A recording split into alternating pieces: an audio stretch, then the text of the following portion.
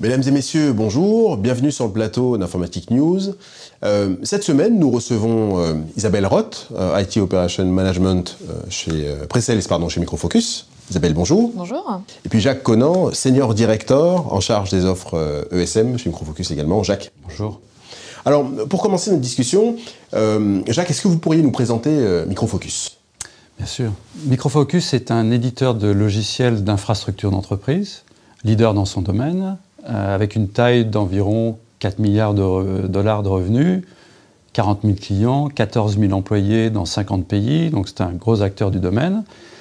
En termes de stratégie, la stratégie de Micro Focus est centrée sur la transformation numérique et elle s'articule sur 4 domaines. Le premier, c'est le DevOps d'entreprise qui permet d'accélérer la livraison des applications avec une qualité optimale.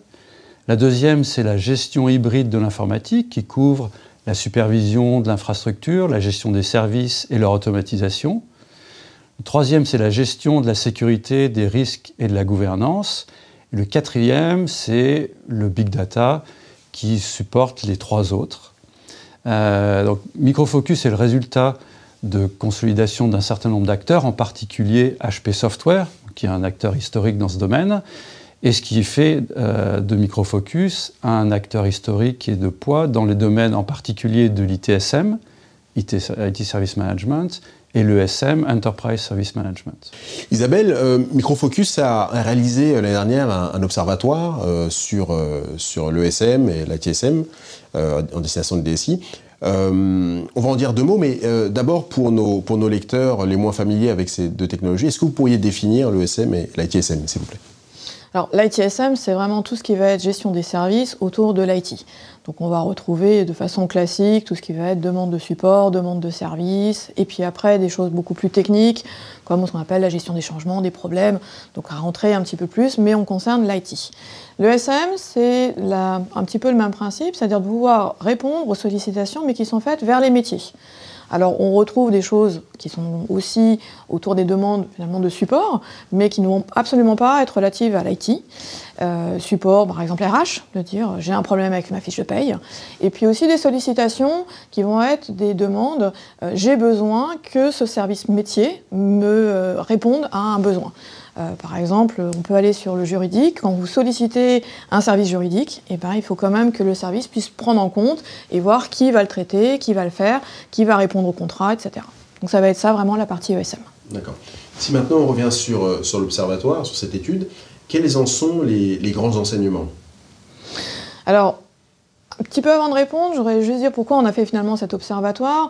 Comme le disait Jacques, nous, ça fait très longtemps qu'on travaille sur ces domaines-là, en tout cas sur la partie ITSM, et on a commencé il y a quelques années à travailler sur la partie ESM, aussi à la demande de nos clients, qui en fait, avec notre produit qui s'appelle SMAX, le Service Management Automation dernière génération pour le X, ont commencé à l'utiliser pour leurs propres besoins métiers. Donc on s'est dit, quel est l'état finalement du marché par rapport à ça ?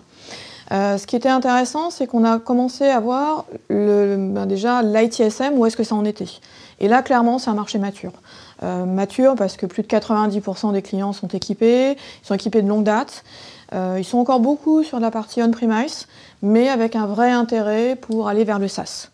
Donc là, c'était vraiment le constat sur la partie ITSM. Après, sur la partie ESM, une des premières choses qu'on a constatées, c'est que finalement, ils nous ont dit, alors quand je dis nos clients, ceux qui ont répondu, bien sûr, à l'observatoire, c'est principalement, on va dire, plutôt des moyennes, grandes entreprises, pour à peu près positionner. Mais en tout cas, on s'est rendu compte que finalement assez peu, puisque ça représente 16%, répondent déjà aux besoins de l'ESM.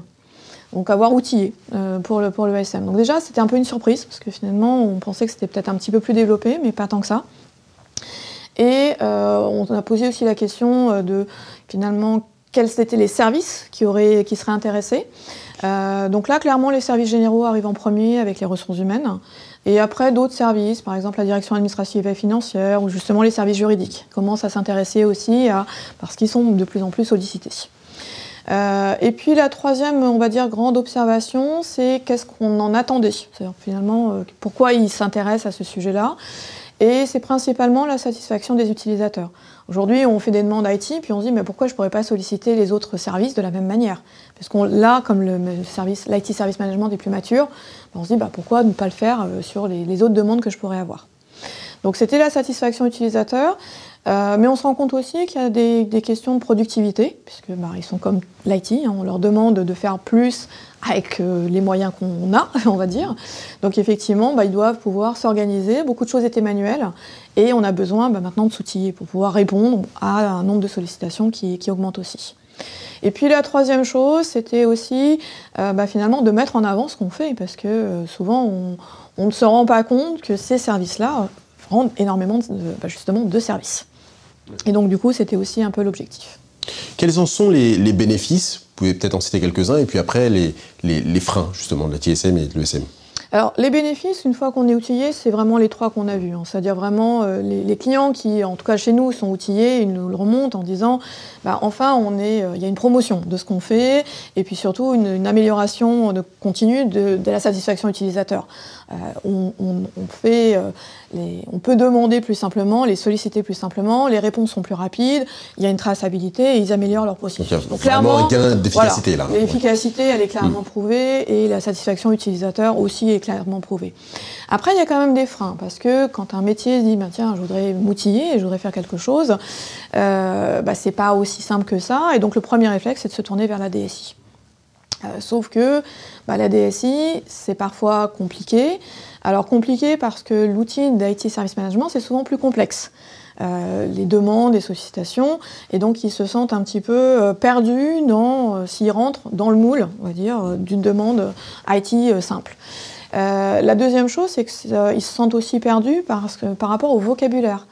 On ne parle pas, quand on fait une sollicitation à un service juridique ou à un service RH, ce ne sera pas les mêmes termes, ce ne sera pas les mêmes, le même vocabulaire qui va être utilisé. Et donc ça aussi, quand on parle d'un workflow, d'un cycle de vie, oui, c'est évident, mais le terme de prise en compte, c'est quoi ça? Oui, je m'en charge. Mais voilà, donc des petites choses très simples peuvent faire qu'ils ne se sentent pas à l'aise dans ce qu'on peut leur proposer. Donc ça, c'est souvent un vrai frein. Après, il y a aussi un frein budgétaire. C'est qu'il faut le mettre en place, il faut s'outiller. Et donc, on revient un petit peu vers la DSI et en même temps, il y a une frustration. Donc on se dit, qu'est-ce qu'on fait? Et donc c'est pour ça qu'en général, ils vont chercher une solution où la DSI va vraiment pouvoir les aider. Alors beaucoup en termes d'exploitation, d'administration, mais en même temps sur lequel ils cherchent une autonomie pour pouvoir, eux, plus facilement gérer leur contenu. Donc quand on parle de contenu, c'est le catalogue de services et c'est aussi la manière d'expliquer ce workflow, c'est-à-dire qu'est-ce qu'ils doivent faire pour traiter ces demandes. Donc ça, c'est vraiment des choses qui reviennent et qui sont dans les discussions avec nos clients, avec les clients et qu'on a retrouvées dans l'observatoire. D'accord. Donc l'observatoire montre vraiment qu'il y a un besoin d'autonomie. Oui. Mais que la DSI reste quand même un des éléments principaux, en tout cas l'un des outils presque principaux pour les métiers. Clairement, ils ont besoin, et d'ailleurs la plupart de nos projets passent quand même par la DSI. Mais en même temps, il y a vraiment ce besoin d'autonomie qui remonte, qui est très fort. D'accord. Jacques, comment est-ce que les entreprises peuvent tirer parti de l'ESM et de l'ITSM, justement pour parler d'efficacité, mais comment est-ce qu'elles peuvent en tirer parti et vraiment améliorer notamment leur process? Voilà, alors donc comme Isabelle l'a bien expliqué, le point de départ naturel de l'ESM, c'est l'ITSM, pour des raisons évidentes de similarité fonctionnelle, gestion des besoins, catalogue de services, cycle de vie, incidents, support. Après, l'ESM, en fait, c'est apparu comme un des freins et des obstacles. Il y a des choses différentes par rapport à l'ITSM, et je pense qu'il y a trois catégories il y a trois considérations particulières à envisager avant de démarrer une démarche ESM et de considérer ITSM, donc la plateforme de la DSI, comme le point de départ par défaut. La première, c'est en termes d'utilisation de la plateforme, du ESM, quels sont les besoins non fonctionnels des utilisateurs. En termes de simplicité, Isabelle a parlé du vocabulaire, les utilisateurs métiers, en général, sont moins techniques que les utilisateurs IT. Donc ça veut dire que la plateforme doit être plus accessible, doit être plus ergonomique, plus simple d'utilisation, avoir quelque chose qui est plus adaptable à des gens non techniques. C'est la première chose. La deuxième, c'est en termes d'opérabilité. Est-ce qu'il est souhaitable que la plateforme d'ESM soit exactement la même que celle d'ITSM? Il y a du pour, il y a du contre. Le troisième, évidemment, c'est l'aspect budgétaire, donc l'équation économique et notamment ce qu'on appelle le coût total de possession, ce qui couvre plusieurs aspects. Donc il y a l'aspect licence, bien sûr. Donc comment est-ce que les licences sont calculées dans un modèle ESM par rapport à ITSM? Parfois, il y a des modèles de licence de vendeurs qui vont faire que en appliquant une démarche ITSM directement sur le ESM, on va avoir des coûts de possession très élevés en termes de licence. Mais un autre élément de coût de possession, c'est quel est l'effort requis en termes de ressources de développement. Quand on adapte une plateforme aux besoins des ressources humaines, des services juridiques, etc., on va développer du contenu spécifique. Est-ce que ça demande des efforts importants en termes de développement ou pas? Est-ce que les montées de version sont des choses qui vont être coûteuses ou pas? Voilà. Donc ça, c'est les trois grandes catégories.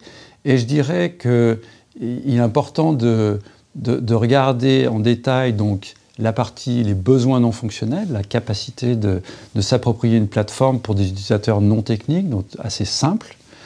La deuxième chose, c'est est-ce que l'ADSI, est-ce qu'il est souhaitable d'avoir une synergie ou une dépendance, suivant la manière dont on voit les choses avec l'ADSI? La question de l'autonomie dont on parlait juste avant. L'autonomie, exactement. Et le troisième, bien sûr, l'équation économique, parce que prendre une plateforme qui potentiellement a été dimensionnée d'un point de vue commercial pour l'IT sur l'ESM, ça peut entraîner des coûts potentiellement très élevés. Donc ça, c'est trois aspects à regarder. Et donc, suivant la réponse à ces trois catégories de questions, les clients, les entreprises vont décider, je pars sur la plateforme DSI standard et je l'étends, ou bien je choisis une plateforme ESM différente. Jacques, est-ce qu'il y a des études sur le marché qui permettent d'approfondir la question de l'ESM? Oui, alors tout à fait. Il y a en particulier une étude du cabinet d'analyste Forrester qui a justement bien compris que l'ITSM, qui était l'approche traditionnelle des analystes, c'était toujours valide, mais maintenant c'était l'ESM qui était un marché beaucoup plus ouvert et donc qui a essayé de faire quelque chose qui s'appelle la Wave, ESM Wave, pour donner des aides à la décision sur les choix de plateforme ESM. Donc c'est une étude qui a été démarrée en 2018, donc la deuxième édition en 2019 vient d'être publiée et Micro Focus, avec le produit SMAX en particulier, est un leader dans cette Wave. Et donc j'encourage les auditeurs à récupérer le contenu de cette étude sur notre site gratuitement. Merci beaucoup Jacques, merci Isabelle. Il ne me reste plus qu'à vous souhaiter une excellente journée, à vous dire à bientôt.